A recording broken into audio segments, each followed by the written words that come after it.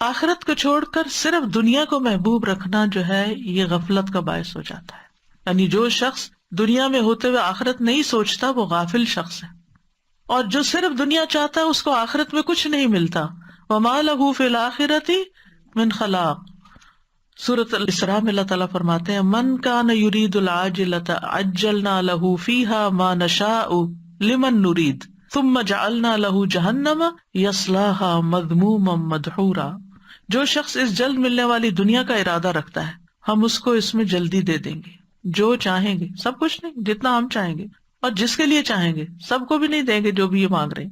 پھر ہم نے اس کے لیے جہنم تیار کر رکھی ہے جس میں وہ داخل ہوگا مذمت کیا ہوا، دھتکارا ہوا.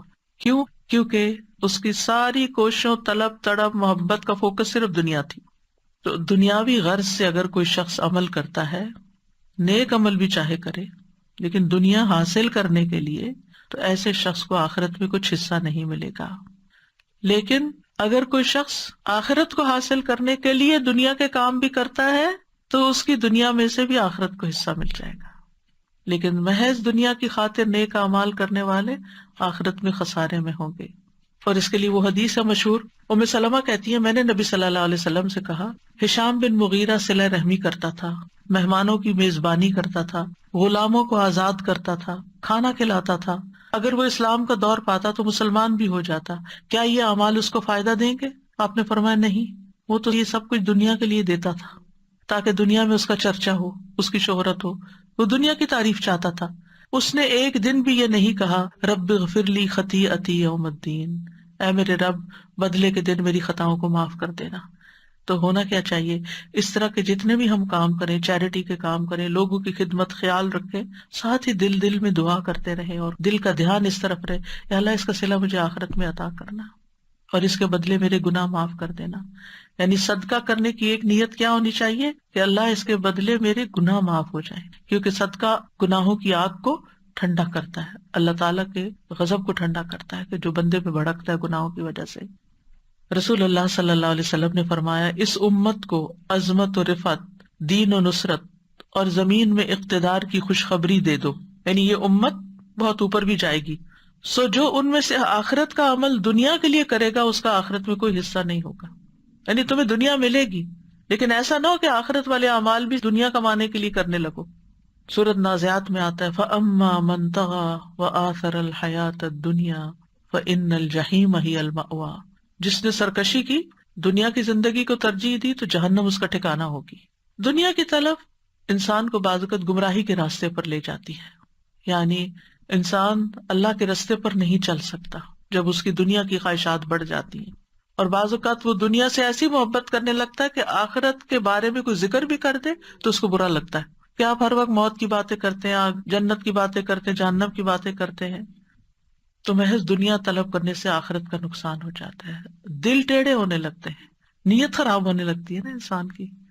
اور پھر جو لوگ دنیا سے محبت کرتے ہیں وہ بزدل ہو جاتے ہیں، ان کو موت سے ڈر لگنے لگتا ہے. چھوٹی چھوٹی پریشانی، چھوٹے چھوٹے حادثے ان کو خوف زدہ کر دیتے ہیں. یعنی چھوٹا سا بھی کوئی نقصان ہوتا ہے تو ان کے اوپر پہاڑ بن کے گرتا ہے، کیونکہ ان کو کیا ڈر لگ جاتا ہے کہ ہماری دنیا بگڑنے لگی ہے.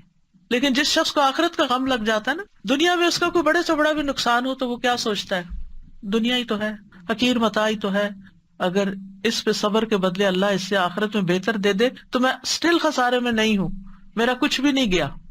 اولاد کا نقصان ہو، جان مال، کسی بھی چیز کا، ہر چیز میں مومن کیا کہتا ہے، انا للہ و انا الیہ راجعون. یہ چیز گئی ہے، ہم بھی اللہ کے ہیں، ہمیں بھی چلے جانا ہے.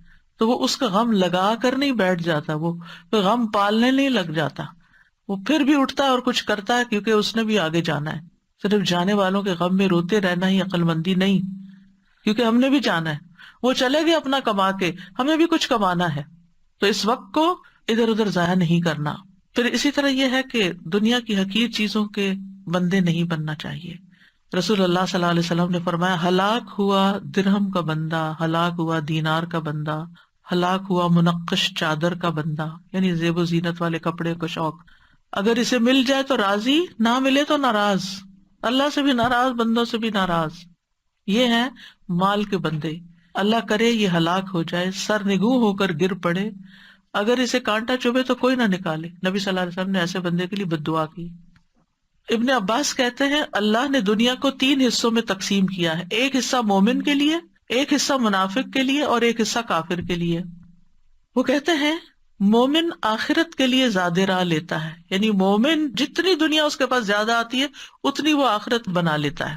منافق اس دنیا سے دنیا کی زینت اختیار کرتا ہے، یعنی منافق کے پاس جب مال و دولت آتا ہے تو وہ کیا سوچنے لگتا ہے، اور زیادہ گھر کی ڈیکوریشن کیسے کر لوں، اور زیادہ لباس مہنگا کیسے خریدوں، یعنی وہ اپنے مال کا ایک بڑا حصہ صرف دنیا کی زیب و زینت میں ہی لگاتا چلا جاتا ہے۔ اور کافر خوب عیش کرتا ہے کہ بس دنیا اس کے لیے عیش و عشرت کا مقام ہے، دنیا اس لیے کماتا ہے تاکہ دنیا میں عیش کر سکے۔ اور آپ اپنے آگے پیچھے دائیں بائیں ہر طرف دیکھتے ہیں کہ لوگ بہت سا کام، بہت سی محنت کیوں کرتے ہیں؟ تاکہ ایک لگژوریس لائف گزار سکیں۔ لگژوریس لائف ایک ہوتی ہے ضرورت کی زندگی، کہ اللہ تعالیٰ مشکل سے بچا کے آسانی والی زندگی دے تاکہ انسان اپنی عبادت، اپنے کام، اپنے سارا کچھ اچھے سے کر سکے۔ اور ایک ہے عیش و عشرت والی زندگی، کہ زیادہ کام ہو تاکہ زیادہ عیش و عشرت ہو۔ اور یہی وجہ ہے کہ آپ دیکھیں کہ ایسے لوگوں کا جو آخرت سے غافل ہو کر جیتے ہیں، ان کے مال کا بڑا حصہ کہاں جاتا ہے؟ سوچئے کہاں جاتا ہے؟ انٹرٹینمنٹ، یعنی کھانا صرف ضرورت کا کھانا نہیں، بلکہ کھانے میں ایسی چیزوں کا انتخاب جو صرف ایک زبان کا ٹیسٹ ہو یا ایک انٹرٹین کرتی ہوں۔ پھر اس کے بعد اوقات اگر فارغ ہیں تو وہ کس کام میں جاتے ہیں؟ ویکیشنز۔ اور ویکیشنز میں بھی ایسی جگہوں کا انتخاب جہاں نہ انسان اپنی نگاہوں کی حفاظت کر سکے اور نہ ہی اپنے دین کی حفاظت کر سکے۔ اور پھر اسی طرح لباس اور باقی چیزیں۔ تو مومن دنیا کی عیش و عشرت کے پیچھے نہیں ہوتا، وہ اپنے وقت کو قیمتی سمجھتا ہے۔ وہ اگر ویکیشن پر جاتا بھی ہے تو غور و فکر کے لیے وہ ایسی جگہوں کا انتخاب کرتا ہے کہ جہاں وہ جا کر اپنے ایمان میں اور اضافہ کر کے آئے، جہاں وہ کچھ نیا سیکھ کر آئے۔ یعنی مومن کے لیے کہیں ویکیشن پہ جانا منع نہیں ہے، بلکہ کہا گیا سیرو فی الارض، زمین میں چلو پھرو، دیکھو کیسے ہوا پچھلی قوموں کے مجرموں کا انجام، چلو پھرو اللہ کی نشانیوں پر غور کرو۔ ایسی ویکیشن منع نہیں ہے، کیونکہ اس میں ہم کس کے لیے حصہ لے رہے ہیں؟ آخرت کے لیے حصہ لے۔ لیکن اگر صرف عیش و عشرت، جیسے وہ لوگ جن کے دل اللہ کے خوف سے خالی ہوتے ہیں، وہ ایسی جگہوں پر زنا اور شراب اور ہر طرح کے حرام کام کرنے کے لیے ان کو کھلی چھٹی ملتی ہے، تو اس چیز کی پوچھ ہوگی، اس پہ پکڑ ہے۔ اور ایک اور بہت سوچنے کی بات، وہ کیا؟ مالک بن دینار کہتے ہیں آپ دنیا کے لیے جتنا غم کریں گے اسی حساب سے آپ کے دل سے آخرت کی فکر نکل جائے گی، کیونکہ ایک دل ہے نا، آپ نے اس میں کیا بھرنا ہے۔ اگر دنیا کا غم بھر لینا ہے تو آخرت کا غم نکل جائے گا۔ جتنا جتنا دنیا کا غم بھرے جا رہے ہیں آخرت کا غم نکلے جا رہا ہے۔ اور اگر آپ آخرت کا غم لگا لیں گے تو دنیا کا غم نکلنا شروع ہو جائے گا۔ دنیا کے غموں سے نبٹنے کا یہی طریقہ ہے، ورنہ یہ دنیا اپنے ہر اچھے برے طریقے سے آپ کو غمگین ہی کرتی۔ بہت ساری نعمتیں مل جائیں وہ بھی غمگین کر دیتی ہیں کہ یہ پرانی ہو جائیں گی، یہ ختم ہو جائیں گی۔ ان چیزوں کا ملنا بھی غم۔ اولاد مل جاتی ہے تو یہ تھوڑی ہوتا کہ صرف آپ خوش ہوتے ہیں، جتنے خوش ہوتے ہیں نا اسے 10 سے زیادہ فکر کرتے ہیں اور غمگین بھی ہوتے ہیں۔ اسی طرح مال، کوئی دنیا کی کوئی بھی چیز لیں، ہے جو گھٹیا، ادنا، کم تر، تو پھر اس کی کوئی بھی چیز غم، رنج، فکر، کانٹوں سے پاک نہیں ہے۔ یہاں ہر چیز کے ساتھ مسائل ہیں۔ تو اس لیے پھر انسان آخرت کا فکر لگا لے، آخرت کا غم لگا لے۔ اور جب آخرت کا غم ہوگے تو انسان کہے گا یہ دنیا کا یہ 4 دن کی بات ہے مشکل وقت، گزر جائے گا، نکل جائے گا، ختم ہو جائے گا۔ دنیا میں نہ کوئی بیماری ہمیشہ رہنے والی ہے، نہ کوئی مسئلہ ہمیشہ رہنے والا ہے، نہ کوئی بھوک افلاس ہمیشہ رہنے والا ہے، کچھ بھی ہمیشہ رہنے والا نہیں۔ یہ سب کچھ موت کے ساتھ ختم ہو جائے گا۔ لیکن موت کے بعد کوئی مسئلہ پیش آ گیا تو آپ اکیلے ہیں بھگتنے کے لیے، وہاں کوئی ساتھ نہیں، اور وہ ختم بھی نہیں ہونے والا۔ وہ پھنس گئے مصیبت میں۔ ایک جنازہ جا رہا تھا تو آپ نے فرمایا مستریح و مستراح، مستریح یا راحت پانے والا، مستراح جس سے راحت پائی جائے۔ مستریح مومن ہوتا ہے جو دنیا کے غموں، فکروں، پریشانیوں، تکلیفوں، بیماریوں، ہر چیز سے نجات پا کر اللہ کی رحمت میں ڈھانپا جاتا ہے۔ آگے اس کے لیے فرشتے استقبال کرنے والے، نورانی شکلوں والے، اس کی جان نکالنے والے، اس کو روح و ریحان، ان کی خوشخبری دینے والے۔ قبر اس کے لیے بہت وسیع باغ کی طرح، اور اس کے لیے آرام اور راحت اور نعیم، اور پھر رب کی رضا کی خوشخبری، جنت کو دکھا دیا جائے گا۔ مستریح، دنیا میں نہیں جانا واپس، غموں کا گھر، وہ دنیا میں رہنے کو پسند ہی نہیں کرے گا، ہاں سوائے ایک کے جو شہید ہو کر آیا، وہ کہ ایک دفعہ بھیجے وہی لذت پا کر آؤ اللہ کی راہ میں جان دینے کی جو پہلے پائی تھی. باقی وہاں جس کو اچھا استقبال مل گیا بس اس کی تو عیش ہو گئی، اب عیش ہی عیش ہے. پھر قیامت کے دن اٹھے گا، وہاں راحت ہے، اللہ تعالیٰ سے ملاقات انتہائی خوشگوار ہے، اور پھر اس کے بعد حساب کتاب، میزان پہ حوض کوثر پر نبی صلی اللہ علیہ وسلم سے ملاقات ہے، پل صراط میں آنکھ چپکتے گزر گئے، پھر آگے جنتیں، راحتیں، نعمتیں، اللہ کا دیدار، کیا کچھ ہے مومن کے لیے. مستریح. اور دوسرا ہے مستراح. وہ کون ہے؟ جو مرتا ہے تو لوگوں کو سکون ملتا ہے، لوگوں کی زندگی آرام میں آتی ہے، کیونکہ اس نے اتنا فساد مچایا ہوا ہوتا ہے فرعون کی طرح دنیا میں، کہ جب ایسے فرعون دنیا سے جاتے ہیں، ایسے فسادی لوگ دنیا سے جاتے ہیں، ایسے فسادی لوگ گھر سے نکلتے ہیں، تو گھر والے شکر کرتے ہیں، اللہ تیرا شکر ہے تو نے اٹھا لیا اس بندے کو، ہماری جان آسان ہو گئی. ایسے نہ بنے کہ لوگ آپ کے مرنے کی دعائیں کرنے لگے، لوگوں کے فائدے کے بنے، لوگوں کے کام کے بنے. کچھ لوگ ایسے ہوتے ہیں جن کی زندگیاں گھر والوں نے حرام کی ہوئی ہوتی ہے، اور بعض اوقات صرف ایک خاتون یا ایک مرد کی وجہ سے وہ زندگی حرام. ابیوسو ہسبینڈ، یعنی کوئی کام سیدھا نہیں، کوئی بات سیدھی نہیں، ہر بات پہ گالیاں گلوچ، مار کٹائی، لڑائی جھگڑے. آپ یقین کریں اس وقت روزے سے ہوں، یعنی شاید ہی کوئی دن یا پھر شاید ہی کوئی ویک ایسا جاتا ہے کہ جس میں اس قسم کی باتیں نہ سننے کو ملے، کہ جس میں خواتین اپنے ہسبینڈس کی برائیاں اور ان کی تکلیفیں، یا ساس کی برائیاں، یا کسی اور کی، یعنی لوگوں نے لوگوں کو ہی دکھی اور پریشان کر کے رکھا ہوا ہے، لوگوں نے لوگوں کی زندگیاں حرام کی ہوئی ہیں، گھر میں لڑائیاں، بچوں کی طرف سے پریشانیاں. لگتا ہے کہ کوئی گھر خالی نہیں ہے اس سے. لوگوں کو آخرت بھول گئی ہے، اسی لیے وہ اپنی زبان سے دوسروں کو تکلیف دیتے، اسی لیے وہ دوسروں کے اوپر ظلم ڈالتے، اسی لیے بدتمیزی اور بد اخلاقی کرتے ہیں کہ کوئی ان کو پوچھنے والا نہیں ہے. اگر انہیں اللہ کا ڈر ہو، اللہ کا تقویٰ ہو، انہیں فکر ہو کہ قبر میں بھی جانا ہے، فرشتے نے جان لینے بھی آنا ہے، اور ایسا بے بس ہو کے پڑا ہوگا کہ کوئی بھی مدد نہیں کرے گا، تو رہ جائے گا یہ سارا دنیا کا ساز و سامان. بعض اوقات صرف مال کے پیچھے جھگڑے ہیں، بہن بھائی خون کے رشتے آپس میں کٹے ہوئے اور ایک دوسرے پہ مقدمے کر رہے ہیں، ایک دوسرے سے لڑائیاں کر رہے ہیں. یعنی حد ہی ہو گئی ہے فتنے فساد کی کہ آپ جدھر نظر اٹھا کے دیکھتے جس بندے کے پاس بیٹھتے ہیں وہیں کوئی نہ کوئی ایسے ظلم کی داستانیں ہیں. ہم کدھر کو جا رہے ہیں؟ ہم کیا کر رہے ہیں؟ ہمیں اپنی آخرت بھولی ہوئی ہے، اس لیے یہ سب کچھ ہے. چھوٹے سے دنیا کے حقیر مال و متاع کے لیے آپس کی لڑائیاں ہو رہی ہیں. تو بہرحال جو دنیا کا غم لگاتا ہے وہ آخرت سے غافل ہو جاتا ہے، اور جو آخرت کا غم لگاتا ہے وہ دنیا کے غم سے آزاد ہو جاتا ہے. اور خاص طور پر جو ہی موت آتی ہے مستریح. اس لیے مومن جو ہے وہ موت کی تیاری کرتا ہے، فکر کرتا ہے کہ وہاں پریشانی نہ ہو، لیکن اس کو ایک پل خوشی بھی اندر سے ہوتی ہے کہ جانے سے فائدہ ہی ہے اگر اللہ تعالیٰ لے جاتا ہے. لیکن جو شخص دنیا سے محبت کرتا ہے اس کو دنیا چھوڑنے کا بھی بڑا غم ہے کہ میں دنیا چھوڑ آیا. وہ جس کو میں نے دن رات کمایا، وہ میرے کاروبار، وہ میرے بزنس، وہ میری جابیں، وہ میرے مال، وہ میرا بینک بیلنس، وہ کدھر گیا سب کچھ. یعنی ایک وہ شخص ہے جس کو ڈاکٹر کہتے ہیں بس آپ کے پاس 2 مہینے ہیں، اور اس نے اپنی آخرت کے لیے تیاری کی ہوتی ہے، تو وہ سکون سے ان 2 ماہ کو گزارتا ہے اللہ کا ذکر کرتے، اللہ کا یاد کرتے ہوئے. اور ایک وہ شخص ہے جس نے صرف دنیا میں اپنا سب کچھ لگایا ہوتا ہے، جب اس کو موت کی خوشخبری کوئی دے دیتا ہے کہ اب تو آپ کے پاس گنے چنے دن ہیں، تو اس کو یہ غم پھر بھی کم ہوتا ہے کہ آگے کیا ہونا ہے میرے ساتھ. اس کو پھر یہ غم ہوتا ہے کہ میرے پیچھے اس مال کا کیا ہوگا، ہائے افسوس میں اس سے فائدہ نہ اٹھا سکا، جس کے لیے میں نے چوری کی، ڈاکے ڈالے، لوگوں کے مال غصب کیے، حرام کھایا، اور ظلم اور زیادتی کے ساتھ میں نے اپنی زندگی گزاری. تو اس لیے ابھی وقت اور مہلت ہے ہمارے پاس، ہم اپنے رویوں کو ٹھیک کر لیں، ہم صبر سے کام لیں، ہم اپنے اخلاق کو اچھا کر لیں، اور ہم اپنی آخرت کو کسی قیمت پر نہ جانے دیں. جو ہمارا حصہ نہیں بنتا، جو ہمارا مال نہیں، اس کے اوپر ہم نظر ہی نہ رکھیں. ظلم اور زیادتی کے ساتھ کسی کا مال ہتھیانے کی کوشش نہ کریں، جھوٹ بول کر کسی سے کچھ حاصل نہ کریں، اور اگر سچ بول کر اپنا بھی کچھ جاتا ہے تو جو رزق آپ کی قسمت میں ہے وہ آپ کے پاس آئے گا. مومن کا یہ یقین ہوتا ہے کہ موت اس وقت تک نہیں آئے گی جب تک میں اپنا رزق پورا نہیں کر لوں.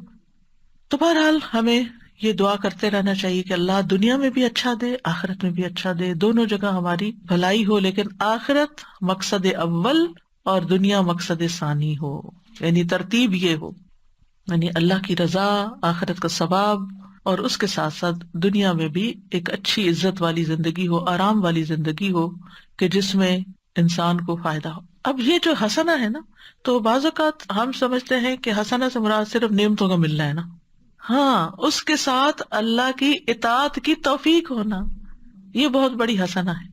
مثلاً آپ اپنے والدین کے خدمت گزار ہیں، ان کے فرما بردار ہیں، آپ اپنے گھر میں ایک امن سکون قائم کیے ہوئے ہیں، آپ اپنے شوہر کے مددگار ہیں، آپ اپنے بچوں کی خدمت کرتے ہیں اور خوش دلی سے۔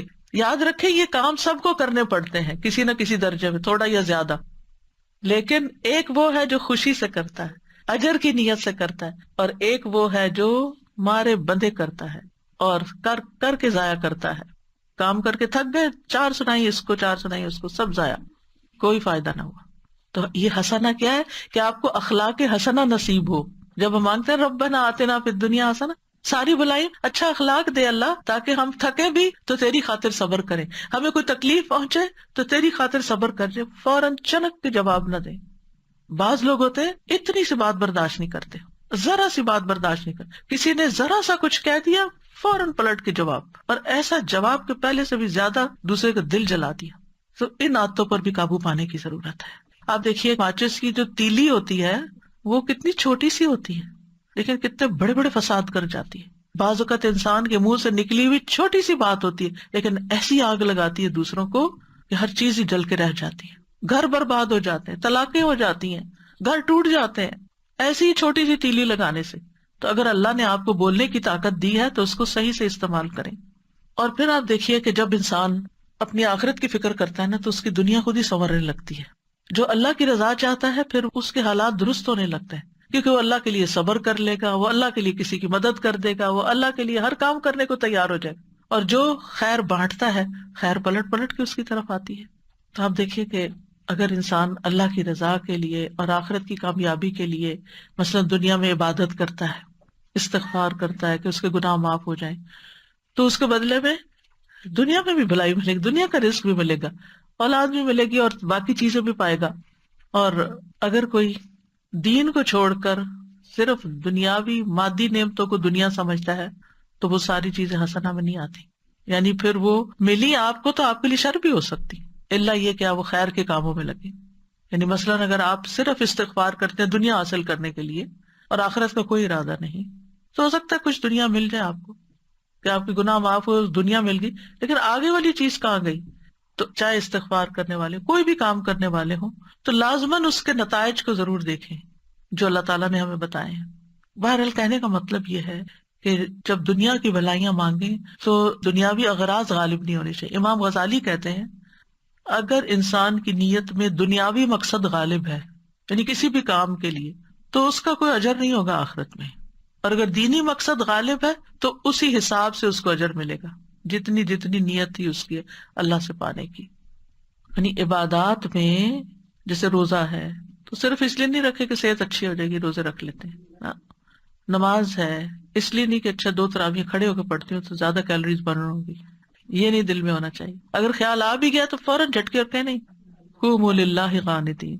تو اگر اللہ کی عبادت اور اطاعت میں اللہ کی رضا حاصل کرنے کا غلبہ ہے، یعنی وہ اجر پانے کا زیادہ ہے تو ہی اجر ملے گا، ورنہ ضائع۔ مثلاً حجاج کے لیے اجازت ہے کہ وہاں پر بزنس بھی کر لیں، لیس علیکم جناح ان تبتغوا فضلا من ربکم، حج کے لیے جا رہے ہو اگر کچھ خرید و فروخت کرنی ہے تو کر سکتے ہو، ایسا منع نہیں ہے۔ یعنی بعض لوگ بازار جانے کو انتہائی کنڈیم کرتے ہیں، ایسا نہیں ہے، آپ جا سکتے ہیں، آپ میں ہمت ہے تو آپ جائیں، آپ کو وقت ملا تو آپ جائیں۔ آپ اگر کچھ خریدتے ہیں، کچھ یہاں سے لے جاتے ہیں سیل کرنے کے لیے، سیل کر کے کچھ نفع کما کے اس سے کچھ اپنے خرچ پورے کرتے، کوئی منع نہیں۔ لیکن اگر آپ جاتے ہی صرف اس نیت کے لیے ہیں، آپ کہتے ہیں مجھے اپنا بزنس کرنا اور میں حج بھی کر لوں گا، تو یہ نہیں ہونا چاہیے، ٹھیک ہے نا۔ یعنی عبادت کے جو دنیاوی فائدے ہیں وہ ہمارا مقصد اول نہیں ہونا چاہیے، وہ مقصد ثانی ہونا چاہیے۔ ایمان والوں کے لیے تو ہر عمل کے نتیجے میں دنیا اور آخرت دونوں کی خیر آتی ہے، ایمان والوں کو یہ فائدہ نصیب ہوتا ہے۔ وقیل للذین اتقوا ماذا انزل ربکم قالوا خیرا للذین احسنوا فی ہذہ الدنیا حسنہ للذین احسنوا فی ہذہ الدنیا حسنہ ولدار الآخرۃ خیر ولنعم دار المتقین۔ جنہوں نے تقوی اختیار کیا ان سے کہا گیا تمہارے رب نے کیا نازل فرمایا؟ تو انہوں نے کہا بہترین بات ان لوگوں کے لیے جنہوں نے بھلائی کی، اس دنیا میں بڑی بھلائی ہے اور آخرت کا گھر تو بہت بہتر ہے، اور یقیناً تقوی والوں کے لیے اچھا گھر ہے، یعنی آخرت کا گھر۔ اللہ کے دوستوں کے لیے دنیا اور آخرت دونوں کی خوشخبریاں ہوتی ہیں۔ الا ان اولیاء اللہ لا خوف علیہم ولا هم یحزنون، سنو اللہ کے دوستوں کو نہ کچھ خوف ہوگا نہ غمگین ہوں گے۔ کون ہے اللہ کے دوست؟ الذین آمنوا وکانوا یتقون، وہ جو ایمان لائے اور وہ تقوی اختیار کرتے ہیں۔ لہم البشری فی الحیاۃ الدنیا، ان کے لیے دنیا کی زندگی میں بھی خوشخبری ہے، وفی الآخرہ، آخرت میں بھی خوشخبریاں ہیں۔ لا تبدیل لکلمات اللہ، اللہ کی باتیں نہیں بدلتی، اللہ کی باتیں بالکل سچی ہیں۔ ذالک ھو الفوز العظیم، یہ ہے عظیم شان کامیابی، یہ سب سے بڑی کامیابی ہے، اور یہ مومن کو ہی ملتی ہے، کیونکہ مومن کے لیے دنیا کی نعمتیں حرام تھوڑی ہیں۔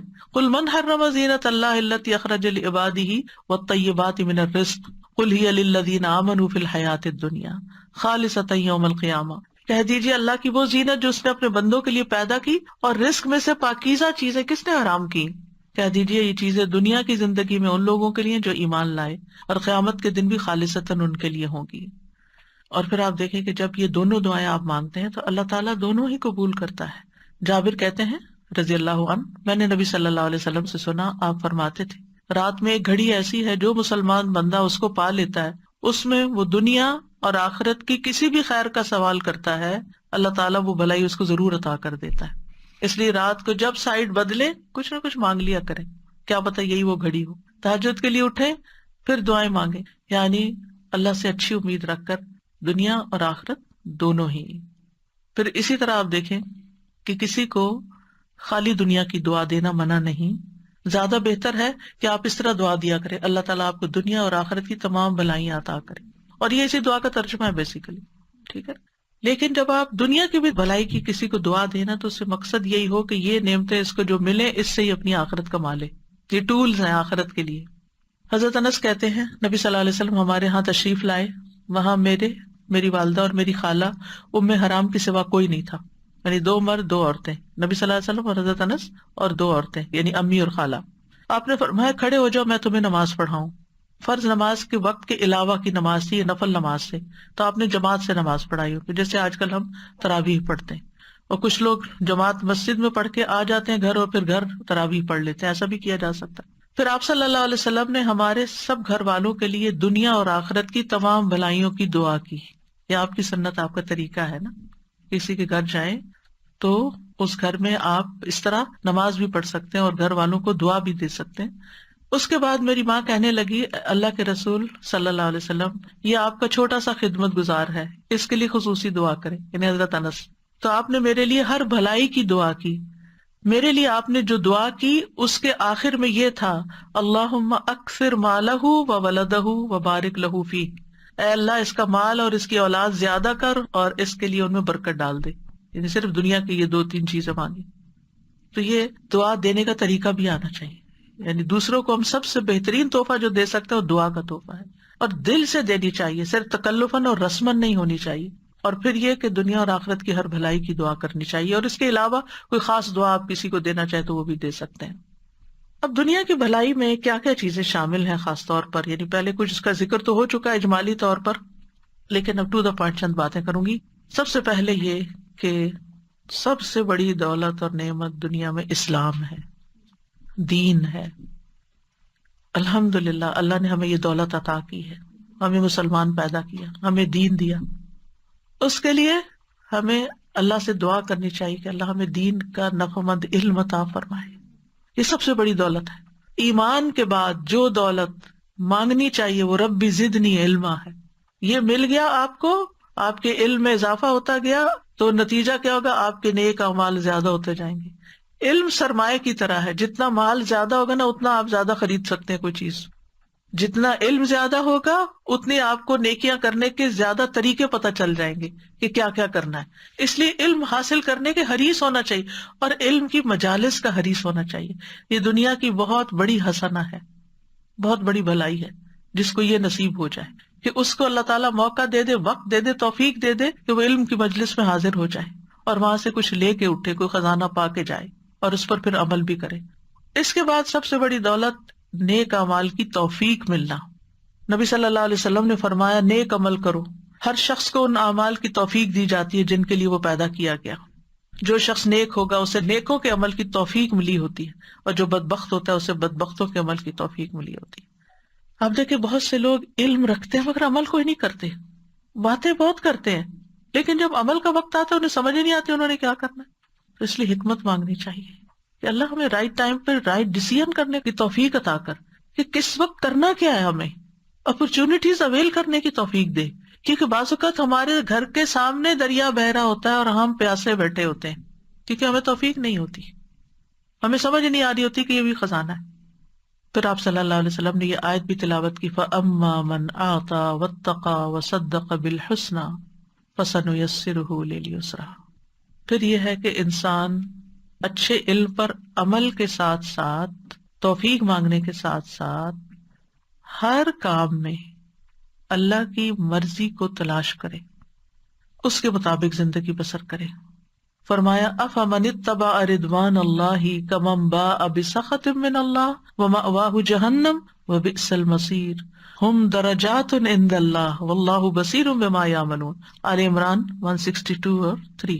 کیا وہ شخص جو اللہ کی رضا کے پیچھے چلا اس شخص جیسا ہے جو اللہ کی طرف سے کوئی ناراضگی لے کے لوٹا جس کا ٹھکانہ جہنم ہے اور وہ برا ٹھکانہ ہے؟ یہ لوگ اللہ کے نزدیک مختلف درجات میں ہیں اور اللہ خوب دیکھنے والا ہے جو وہ کر رہے ہیں. پھر نعمتوں کو صحیح استعمال کرنے کی توفیق مانگنا کہ اللہ جو تو نے دیا ہے اس کو مجھے اچھی طرح برتنا بھی نصیب فرما. کیونکہ کچھ لوگوں کے پاس بہت کچھ ہوتا ہے انہیں سمجھ ہی نہیں آتی وہ کہاں خرچ کرے، وہ ادھر ادھر پھینکتے رہتے ہیں، فضول چیزوں پہ خرچ کرتے رہتے ہیں، گھر میں بیکار کی چیزیں خرید کر لے آتے ہیں جسے کوئی استعمال نہیں کرتا، ردی کی ٹوکری میں جاتی ہیں یا ایسی جگہ پر جہاں کوئی بھی ان کا خریدار نہیں ہوتا. مطلب کیا ہے کہ مطلب یہ کہ پھر سمجھ نہیں ہے نا، عقل نہیں ہے. تو نعمتوں کو صحیح استعمال کرنے کی توفیق ملنا بھی حسنہ ہے. تندرستی، وقت کا صحیح استعمال، لمحے کا صحیح استعمال. صرف ٹک ٹاک پر ہی نہیں بیٹھے رہیں کہ ایک کے بعد ایک چیز دیکھتے رہیں، انجوائے کرتے رہیں. صرف سیاست کے اوپر ہی باتیں نہ کرتے رہیں. افسوس یہ کہ آج کل اچھے بھلے عقل مند مسلمان جو قرآن پڑھے ہوئے ہیں، دین جانتے ہیں، وہ رمضان کی رحمتوں اور برکتوں سے فائدہ اٹھانے کی بجائے اپنی شخصیت پرستی میں مبتلا ہو کر اپنی شخصیتوں کے ترانے پڑھ رہے ہیں یا مخالفوں پر سچے جھوٹے الزام لگا رہے ہیں. کیا کما رہے ہیں؟ سوچو کیا کما رہے ہو؟ آپ کی ان باتوں سے کیا آپ کی تقدیر بدل جائے گی؟ کیا بنے گا آپ کا؟ کس قدر خسارے میں ہیں ہم. یہ لمحات، یہ گھڑیاں کوئی ہم نے گارنٹی لے رکھی ہے کہ اگلے سال ہمیں ملیں گی؟ خبروں پہ خبریں، تبصروں پہ تبصرے، باتوں پہ باتیں. نتیجہ کیا ہے؟ آج سے 1 سال پہلے آج کے دن جو خبریں تھی مشہور، کچھ یاد ہے آپ کو؟ کچھ بھی یاد نہیں. اس کا آپ کی زندگی پہ کیا اثر پڑا؟ اور اگر پڑا بھی، اگر کووڈ کی خبریں تھی کوئی اور پڑا بھی، تو آپ نے بٹ رہے ہیں نا اکیلے، کسی اور کو کیا اس سے. تو شخصیتوں پر باتیں کرنے اور تبصرے کرنے سے مکمل پرہیز کریں. الزام تراشی اور کانسپریسی اور یہ اور وہ اور ان سب باتوں سے زبان بند کر. ہمیں کچھ حقائق کا نہیں پتا ہوتا. اس دنیا میں بہت کچھ جھوٹ اور ملمہ سازی، اس لیے خاموشی بہتر ہے. من سمتا نجا، جو خاموش رہا نجات پا گیا. آپ کی ایک بات جو آپ نے سوشل میڈیا پہ غلط کہی اور اس کو 1000 لوگوں نے آگے پھیلا دیا تو کیا ہوگا قیامت کے دن؟ کیسی پکڑ ہوگی کہ وہ 1000 لوگوں کا بھی دین آپ کو پڑ جائے گا. تو اس لیے جو کرنے کا کام ہے اس کی طرف توجہ کرے.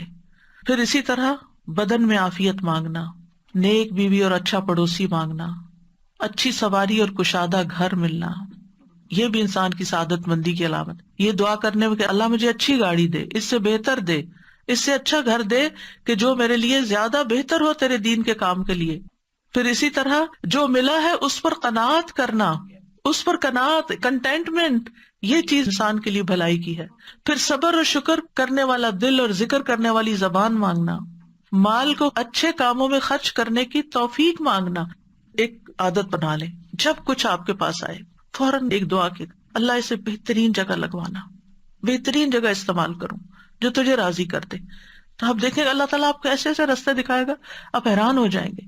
پھر اپنے مال اسباب کو آخرت کے استعمال کی توفیق مانگنا، دنیا کو اس کے جائز حق میں استعمال کرنے کی توفیق مانگنا، اور دنیا کی زندگی سے آخرت کمانے والا بننا. پھر آخرت کی بھلائی میں کیا ہے؟ موت کے وقت آسانی مانگنا، یا اللہ موت کی سختیاں آسان کر دینا. پھر موت کے وقت کی خوشخبریاں ملنا، قبر کشادہ ہونا، قبر کی نعمتیں ملنا، حشر کا دن آسان ہونا، لا يحزنهم الفزع الاکبر، ایسے لوگ بھی ہوں گے جو اس بڑی گھبراہٹ کے دن بالکل گھبراہٹ میں نہیں ہوں گے، امن چین میں ہوں گے۔ حشر کے دن معافی کا پروانہ مل جانا، تمہیں معاف کر دیا گیا، جاؤ جنت میں۔ حوض کوثر کا پانی مل جانا، عرش کا سایہ ملنا، نامہ اعمال دائیں ہاتھ میں ملنا، پل صراط تیزی سے عبور کرنے کی توفیق مل جانا، جنت میں داخلہ اور جہنم سے بچاؤ مل جانا، جنت میں رب کا دیدار نصیب ہونا، کیونکہ اہل جنت کو اللہ کے دیدار سے زیادہ کوئی چیز عزیز نہیں ہوگی، سب نعمتیں بھول جائیں گے جب وہ اللہ کو دیکھیں۔ اللہ ہمیں ان لوگوں میں شامل کر لے۔ ربنا آتنا فی الدنیا حسنہ وفی الآخرۃ حسنہ وقنا عذاب النار۔ اللہم انی اسألک العافیۃ فی الدنیا والآخرہ۔ اللہم انی اسألک العفو والعافیۃ فی دینی ودنیای واہلی ومالی۔ اللہم استر عوراتی وآمن روعاتی۔ اللہم احفظنی من بین یدی ومن خلفی وعن یمینی وعن شمالی، وأعوذ بعظمتک ان اغتال من تحتی۔ اللہم اغفر لنا وارحمنا وارزقنا۔ اللہم انا نعوذ بک من ضیق الدنیا وضیق یوم القیامہ۔ اللہم انا نعوذ بک من الکسل والحرم وسوء الکبر وفتنة الدنیا وعذاب القبر۔ اللہم اصلح لی دینی الذی هو عصمۃ امری، واصلح لی دنیای التي فیہا معاشی، واصلح لی آخرتی التي فیہا معادی، واجعل الحیاة زیادة لی فی کل خیر، واجعل الموت راحة لی من کل شر۔ اللہم انی اسألک خیر المسألة وخیر الدعاء وخیر النجاح وخیر العمل وخیر الثواب وخیر الحیاة وخیر الممات، وثبتنی وثقل موازینی وحقق ایمانی وارفع درجاتی وتقبل صلاتی واغفر خطیئتی واسألک الدرجات العلی فی الجنہ۔ اللہم انی اسألک فواتح الخیر وخواتمہ وجوامعہ واولہ وآخرہ وظاہرہ وباطنہ والدرجات العلی من الجنہ، آمین۔ اللہم انی اسألک خیر ما آتی وخیر ما افعل وخیر ما اعمل وخیر ما بطن وخیر ما ظہر والدرجات العلی من الجنۃ، آمین۔ اللہم انی اسألک ان ترفع ذکری وتضع وزری وتصلح امری وتطہر قلبی وتحسن فرجی وتنور قلبی وتغفر لی ذنبی، واسألک الدرجات العلی من الجنہ، آمین۔ اللہم انی اسألک ان تبارک فی نفسی وفی سمعی وفی بصری وفی روحی وفی خلقی وفی خلقی وفی اہلی وفی محیای وفی مماتی وفی عملی، فتقبل حسناتی واسألک الدرجات العلی من الجنہ، آمین۔ ربنا تقبل منا انک انت السمیع العلیم وتب علینا انک انت التواب الرحیم، وصلی اللہ تعالی علی خیر خلقہ محمد وعلی آلہ واصحابہ واہل بیتہ اجمعین برحمتک یا ارحم الراحمین۔ وآخر دعوانا ان الحمد للہ رب العالمین۔ سبحانک اللہم وبحمدک، اشہد ان لا الہ الا انت، استغفرک واتوب الیک۔ السلام علیکم ورحمۃ اللہ وبرکاتہ۔